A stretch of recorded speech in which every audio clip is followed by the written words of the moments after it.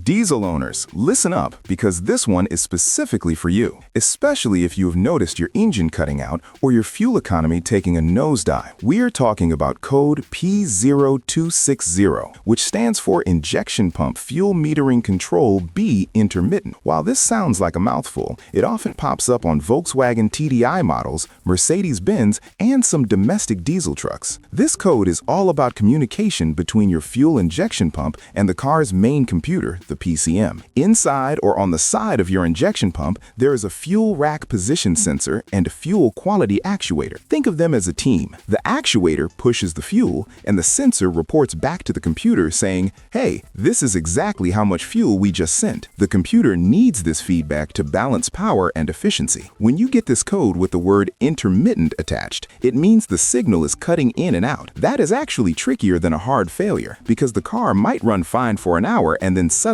act up. It could be a mechanical issue inside the pump, but more often than not, it is electrical. Before you go buying an expensive new injection pump, you need to do some detective work. Start by looking for technical service bulletins, or TSBs, for your specific year and model, as this is a common issue for certain manufacturers and there might be a specific fix already published. If that does not help, find the sensor on the pump and stare at that wiring harness. Diesel engines vibrate a lot, and that vibration can rub the insulation off wires or crack the plastic connectors. Pull the connector apart and look for green corrosion or burn marks. If it looks nasty, clean it with electrical contact cleaner. If the visual check passes, you will need a digital voltmeter. You are looking for a solid 12 volts or 5 volts power supply, depending on your manual, and a solid ground. If the wiring checks out but the code keeps coming back, you are likely looking at a failed fuel rack position sensor. But ruling out the cheap wiring fixes first is the smart move before spending big money on pump components.